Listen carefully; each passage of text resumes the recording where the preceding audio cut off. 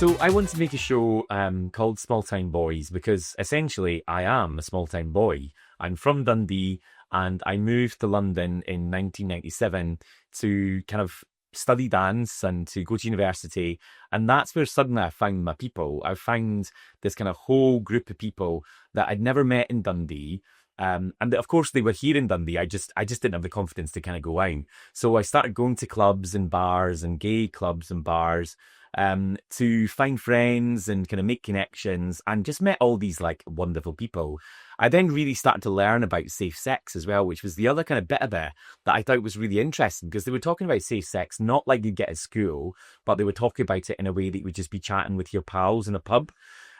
So that was like one really interesting thing. And I think there was suddenly, instead of having this kind of taboo about being gay that I kind of really felt when I was growing up in Dundee, and it was the 80s, then I felt like actually moving to London, I suddenly found my kind of like my family, really, my family of friends. And we went out probably too much. We went out pretty much every night. And we went to Heaven, the big LGBTQ plus club in London, where it'd always been this thing that I'd heard about. I'd seen it in magazines, on TV shows, and I'd never been. And suddenly here I am in London and I've got to go, right? So I went there with my friends and just was kind of blown away by kind of how people were so confident on the dance floor, and seeing people like me, kind of gay, a gay boy, then suddenly seeing people kissing and hugging on the dance floor suddenly felt like really reassuring that actually, no, actually what I feel inside is actually completely normal. And that's fine. I just hadn't seen it really in Dundee at all. I'd seen it on TV programs and stuff, but here I am in a nightclub where I can suddenly hold hands with someone. I could fall in love with someone, whether it's for one night or whether it's for the next 2 weeks or forevermore. Then it just suddenly felt like, yeah, loads of like laughter, loads of joy, people really letting go of this kind of mask that you put on to pretend that you're straight or that you're different from what you feel inside. I just had such good time. So that's where the idea, I think, started really, was those kind of first experience being in a club and that joy of, yeah, suddenly being free and yeah, just feeling happy like I'd probably not really felt before.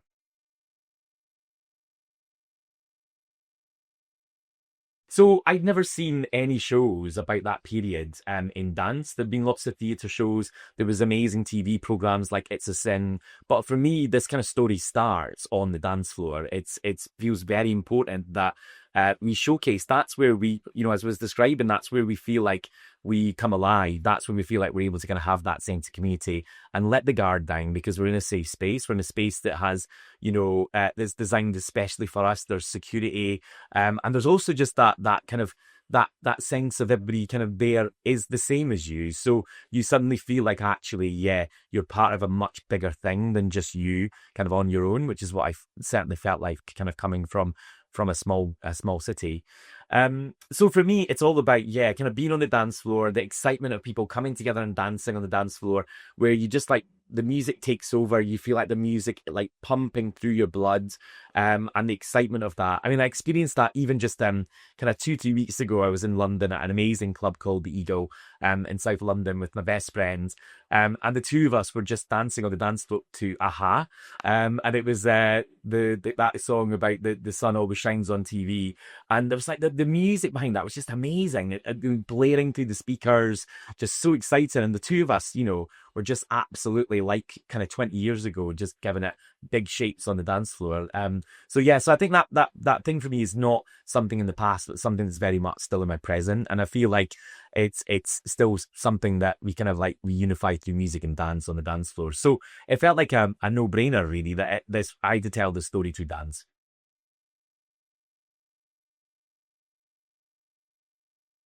So for me, in the research, did loads of research about the kind of clubs that were kind of around back then, and I kind of just kept finding all these amazing kind of places that were kind of mostly in New York and in London, were the kind of two places that I was kind of hearing.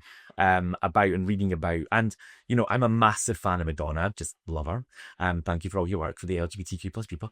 But what I just absolutely loved about kind of like her story was that she used to go to Paradise Garage, and she was there performing in those clubs. And that's when I first learned about that. To be honest, I learned quite a lot about my queer identity through Madonna, actually, because it was things like, you know, the types of styles of music and things that she was kind of making that was very much of that time, of those kind of 80s kind of nightclubs.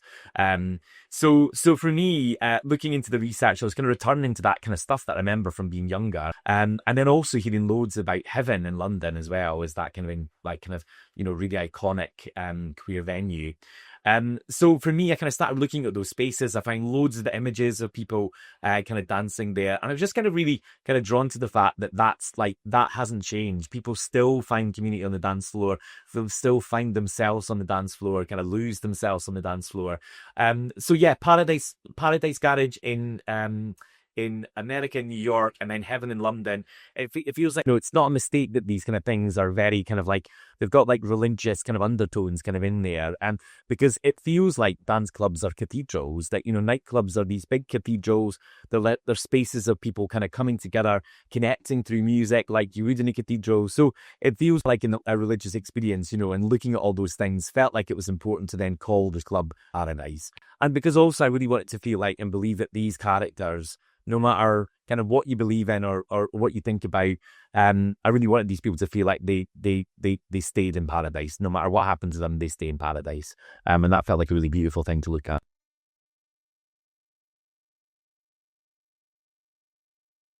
So these kind of queer spaces, you know, from what I kind of read about in the 80s and certainly what I experienced in the 90s, was a place where it was a place of sanctuary, because people were then kind of, you know, losing people to the AIDS crisis, and you know, people were kind of almost like an act of defiance of still coming together, and you know, they you know, people might have lost people kind of during the kind of AIDS crisis, but then we're kind of finding this kind of place of refuge where people can kind of come together and celebrate people that have been lost, but to celebrate their lives, because actually these kind of spaces were really important to them, because it was where they were kind of finding themselves and connecting with each other, and being able to let the mask down. So it felt like there's a bit in the show where we call it Ghosts on the Dance Floor, where I'd had a look at the amazing interviews that were kind of made back in the 80s, that's kind of held at the British Library, and then this incredible documentary made by the BBC called The AIDS, The Unheard Tapes. And we were hearing from, you know, brilliant people from the Terence Higgins Trust, who kind of started that and started that charity.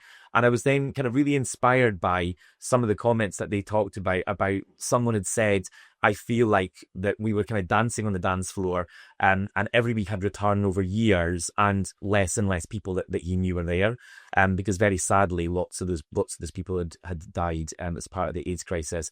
And this person had talked about it feeling like there was their ghost was on the dance floor, and that the memory of these people were still kind of held within the walls, held within the kind of spirit of that nightclub. So we've got a section in the show called Ghosts on the Dance Floor, because it's about honouring the people then that were kind of lost kind of in that moment.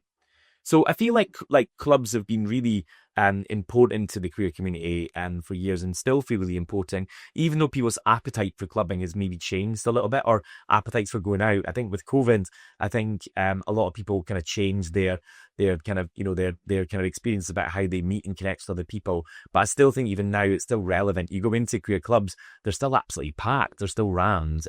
So it feels like they're still really important today.